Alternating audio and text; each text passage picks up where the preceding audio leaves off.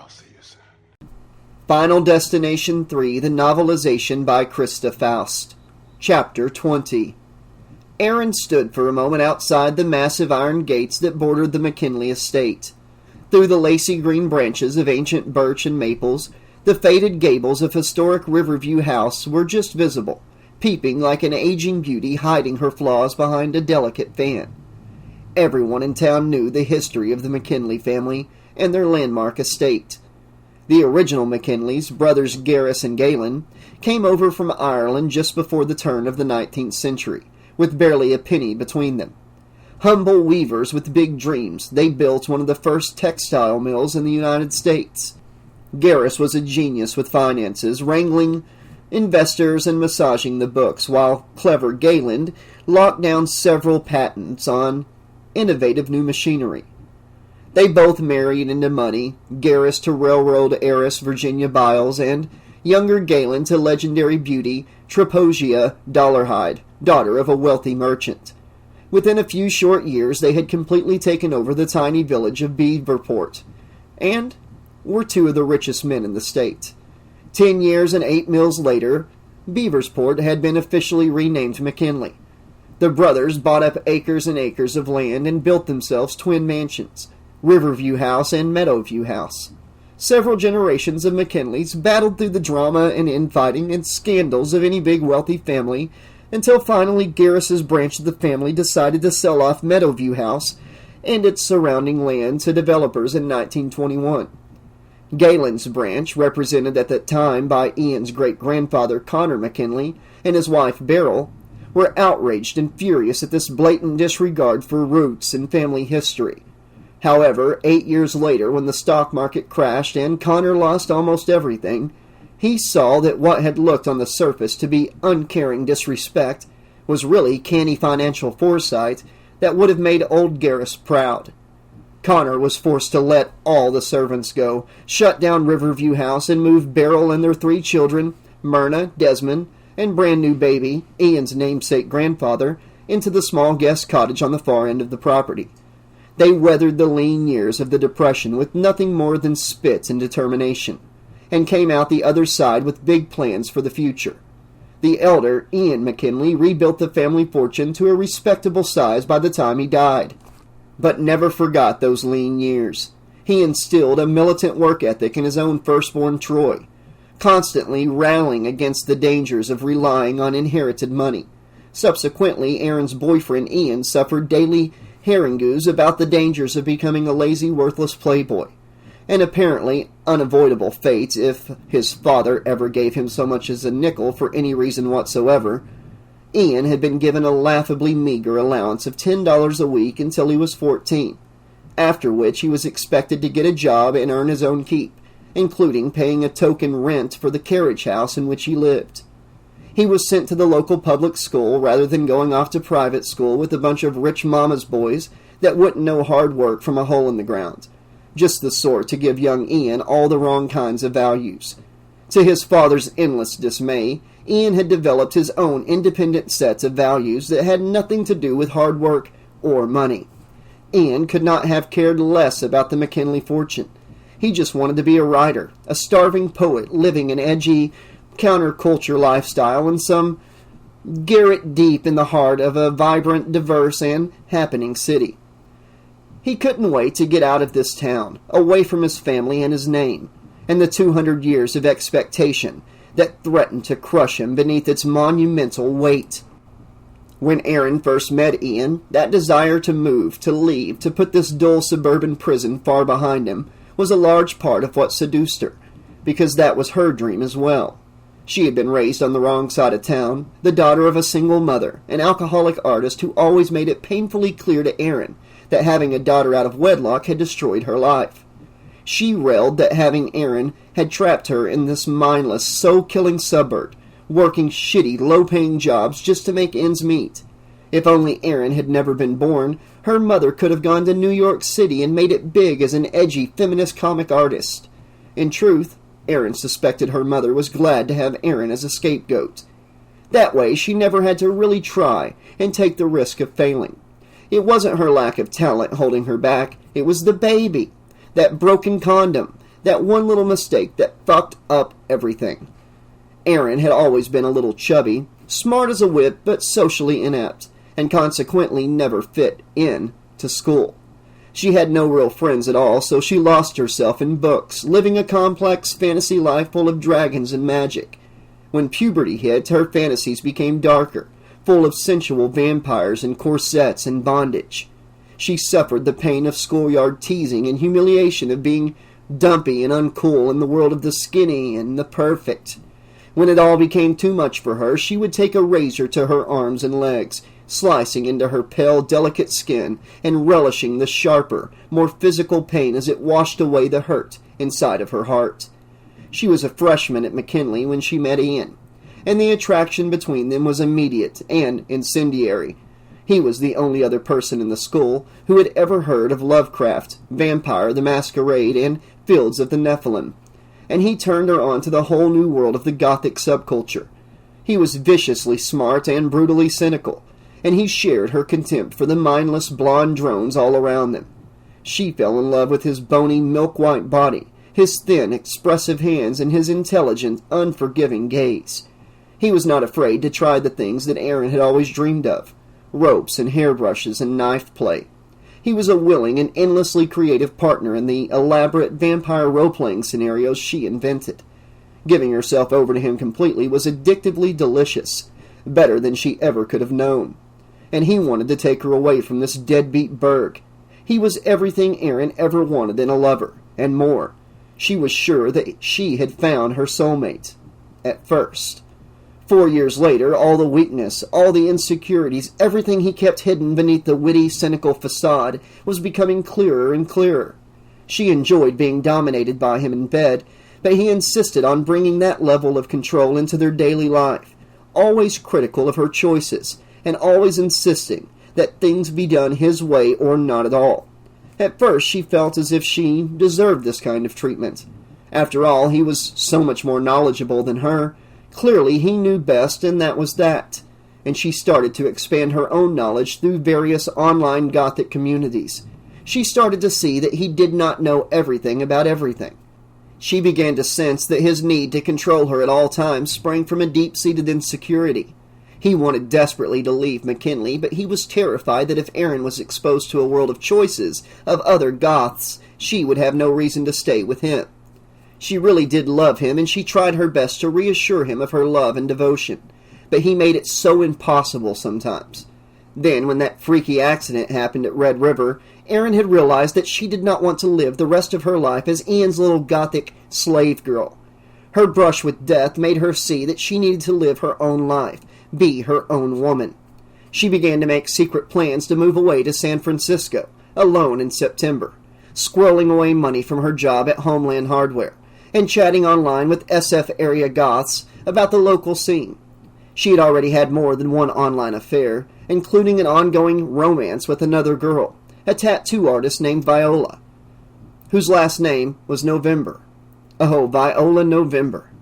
As soon as this summer was over, she planned to take off and spend a few weeks with Viola until she found a place.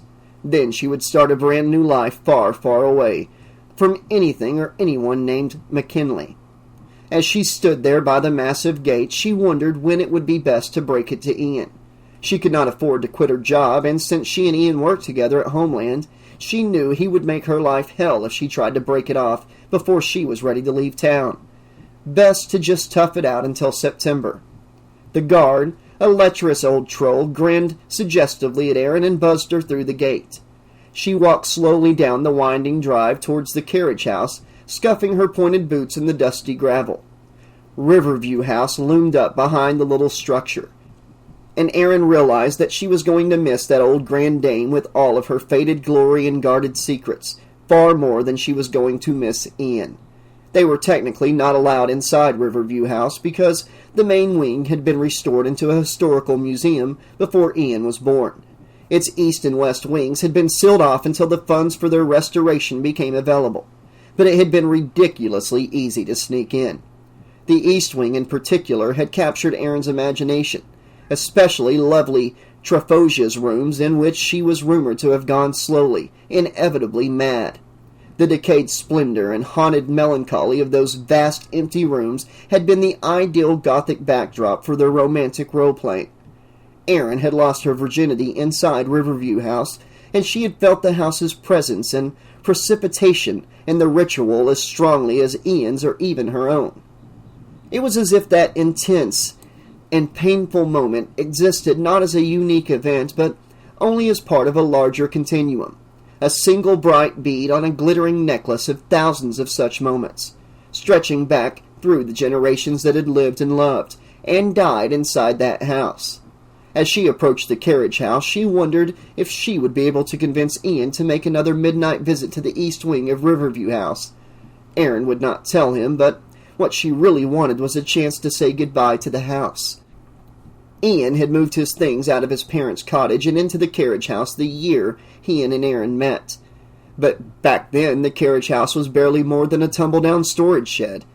Ian had transformed the place into his own little Gothic sanctuary.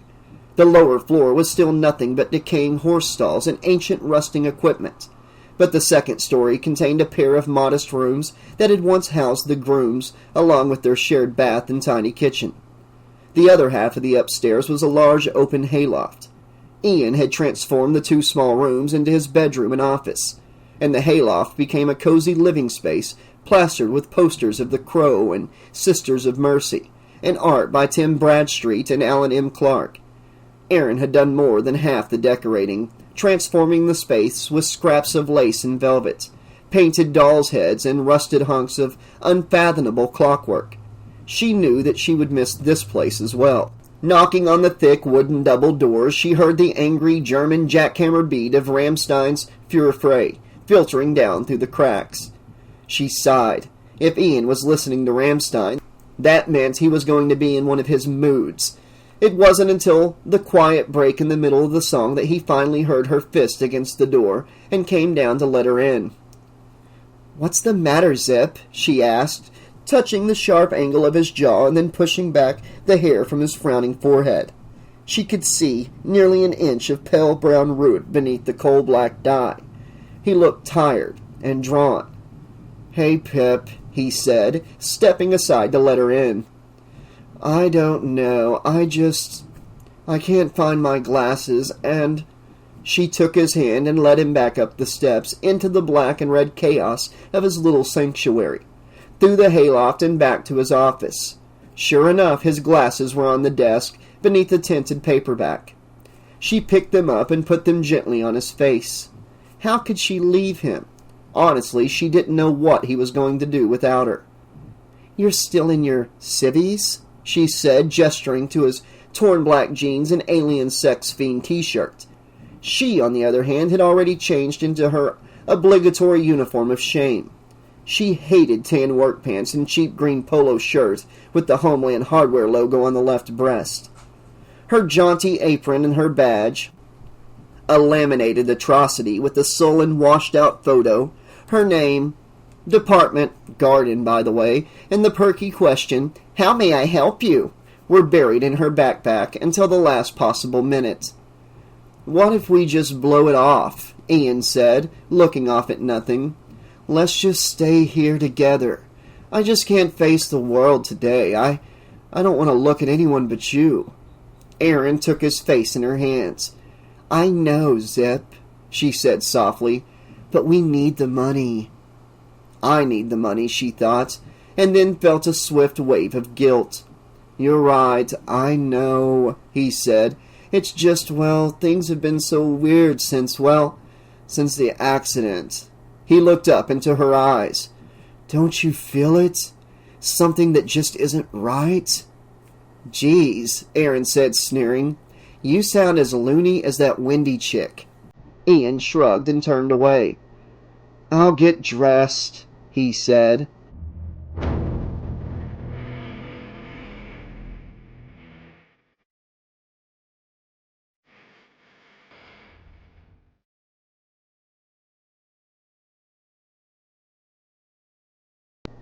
Chapter 21.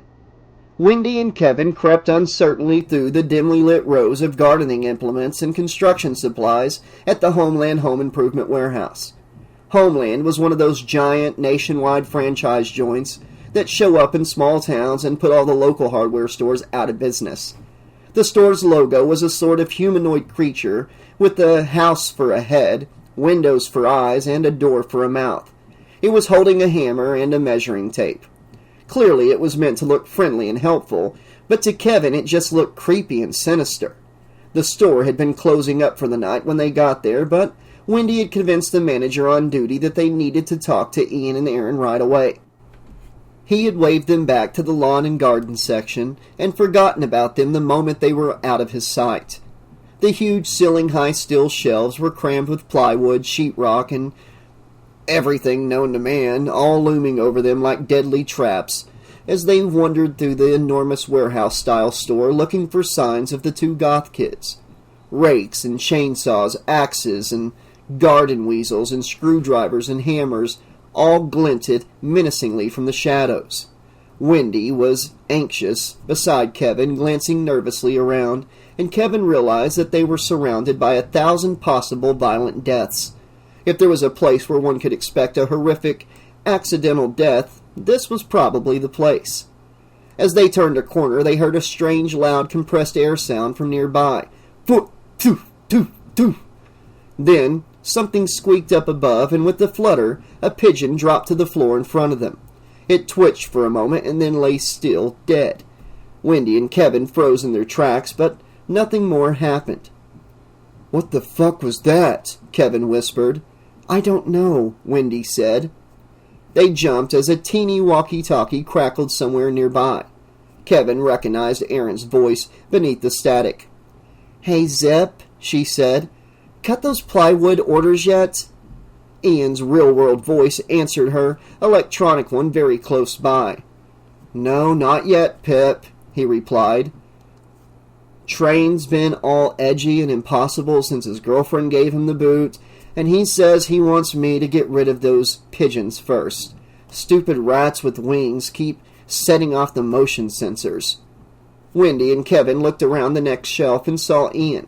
His skinny body with its safety orange employee apron, green polo shirt and tan pants, looking like it belonged to someone else, strangely incongruous beneath his narrow, white face, dyed black hair, and heavy steel piercings. He was striking an action movie pose, looking up at the ceiling with a huge hydraulic nail gun held in both hands, like some futuristic ray gun. He aimed and fired again. Toof, toof, toof. Another pigeon dropped, its wing bent at a strange and unnatural angle. "They're coming out of the walls!" Ian cried in mock terror. He fired again, convulsively squeezing off 10 shots in a row. "Game over, man! Game over!" Nails clanged off the girders high above and tinkled down through the shelving. Kevin shook his head. "Stay frosty, Hudson," Kevin said. Wendy looked at Kevin as if he had lost his mind, clearly not a big Aliens fan. Ian jumped at the sound of Kevin's voice and spun around, drawing down on Kevin and Wendy like a commando on street patrol in Fallujah. Wendy and Kevin threw their hands up. "Jesus Christ, Ian," Kevin said. "Don't shoot." "You scared the shit out of me, man," Ian said. He relaxed his pose, lowering the nail gun. "What the hell are you two doing here? We're closed." He looked down at their clothes with a nasty sneer. "And what on earth are you wearing? Why are you dressed up like college football players?" "We've got something we need to tell you," Wendy said. "It's about the crash and what's happened since." Ian made a disdainful face. "Oh, please," he said. "Spare me more of your superstitious and anti-rational claptrap. You can decide what you think about it for yourself after we tell you," Kevin said. "Where's Aaron? She should hear this too." Ian sighed and pulled his walkie-talkie from the pocket of his apron. "Hey, Pip," he said into the mic. "Where are you?" "The land of nuts and screws," Aaron's voice said, jittery with static. "That pretty much describes the whole town?" Ian said. Aaron's laughter bubbled from the little speaker. "Aisle 6, she said. "I'm coming to you with outland interlopers, no less," Ian said. They're here to tell us of their quaint native superstitions. Who? Aaron asked. You'll see, Ian said. He pocketed the walkie-talkie, then stepped up into a Raymond Gopher East Order picker forklift, ignoring the safety harness that hung from the seat. He fired up the electronic vehicle, and he looked at Wendy and Kevin. Do you want a lift? Ian asked. Wendy and Kevin, both intensely sensitive to the possibilities of potential mechanical mayhem, shook their heads adamantly. No thanks, Wendy said. That's okay, we'd rather walk. Well, Ian said as he put the forklift in gear and started down the aisle. I hope you can keep up with my mighty 4 miles an hour.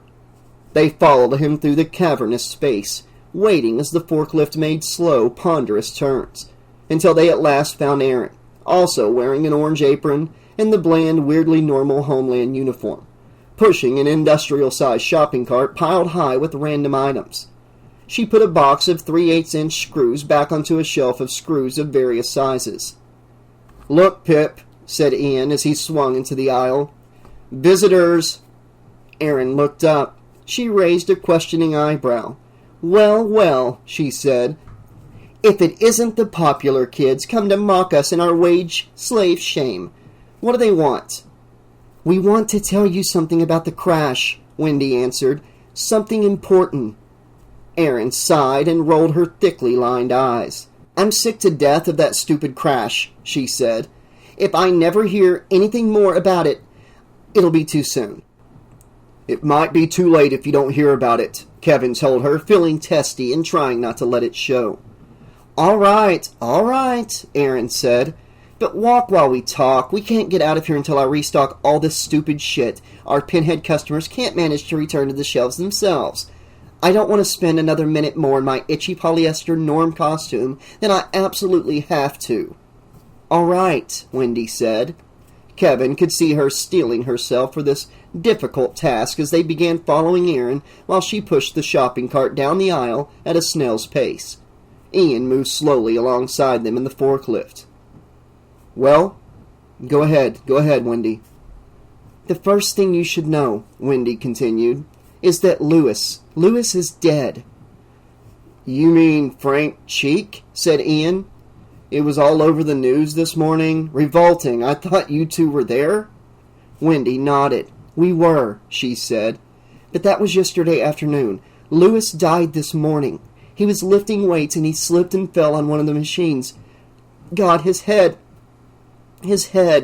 She stopped, shuddering with the memory and unable to finish. His head was crushed, said Kevin, completing her sentence for her. We were there too, close enough to get a fucking brain shower. Hence the change of clothes. Aaron and Ian stared at them, mouths agape and silent. Wait, Lewis is really dead? Ian finally asked. You're not just fucking with us. He's really dead, Wendy said. It'll be on the news tomorrow for sure. Aaron frowned, shaking her head so her dreadlocks quivered around her pale face. Holy shit, she said. You guys are like the fucking twin angels of death. People keep on dying all around you. Wendy turned white at this accusation. It was way too close to the fears she had expressed before. But Kevin shook his head vehement. We don't think it has anything to do with us, he said.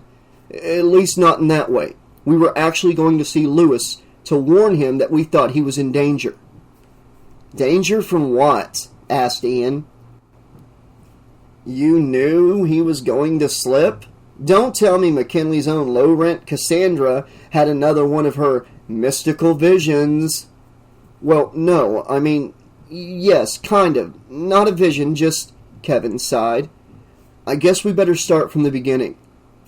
Kevin's theory, Wendy said, is that everybody who got off the ride before it crashed was supposed to die that night. That somehow us getting off threw some sort of celestial accounting out of whack. And now something, death, the universe, fate, whatever, is trying to balance the books by killing us all off one by one. Ian and Aaron stared at them.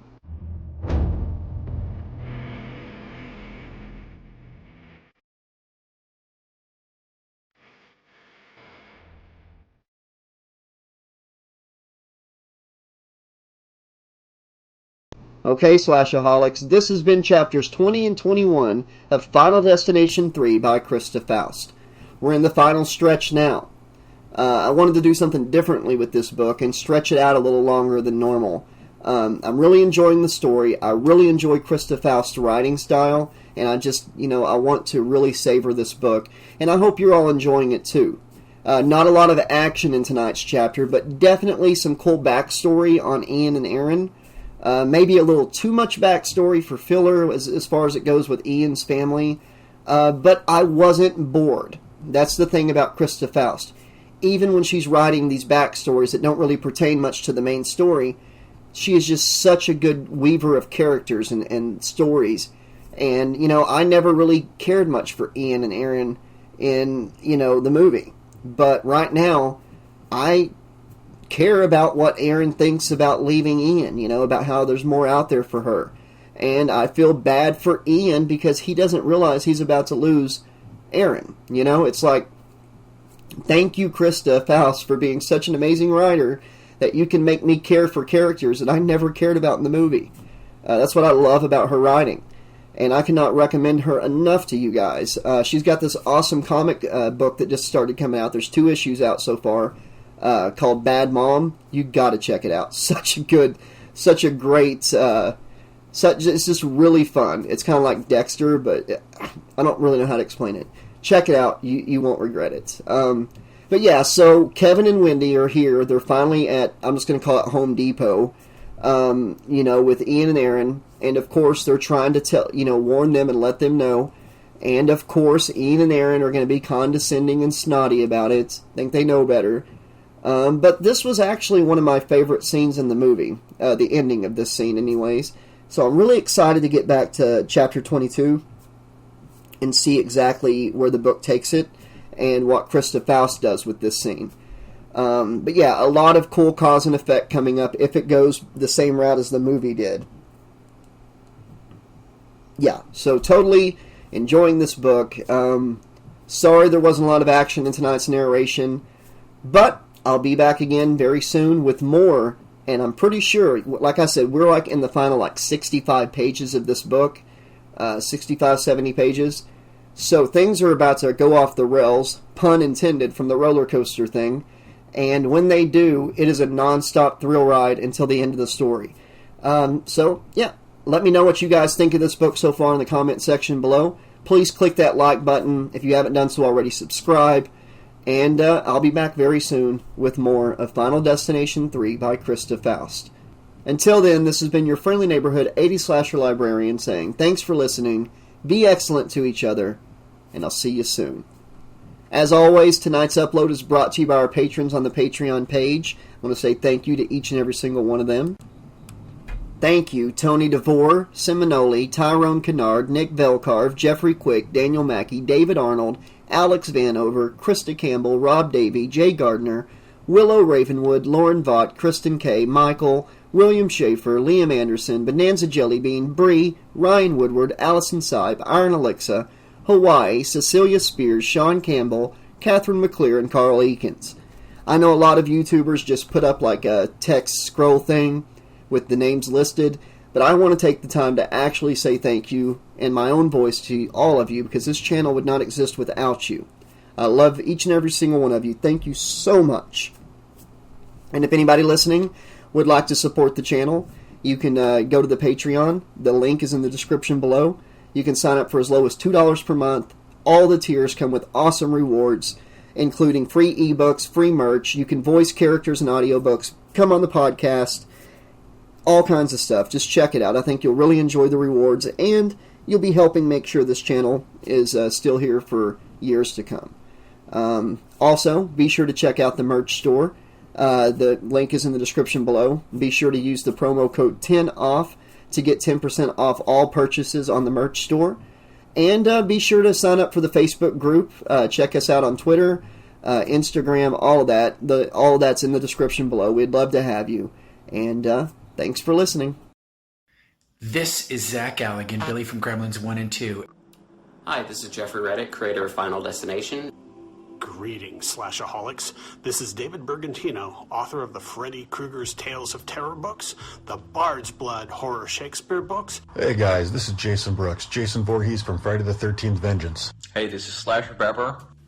Hey everybody, it's CJ Graham, Jason, Friday the 13th Part 6. This is William Pattison, known to Friday the 13th fans as Eric Morris. Hi, this is Deborah Voorhees from Friday the 13th Part 5. Hey folks, this is Adam Marcus, director of Jason Goes to Hell and Secret Santa. Hello my friends, this is Tom McLaughlin, writer-director of Jason Lives, Friday the 13th Part 6. Also lead singer of The Sloss.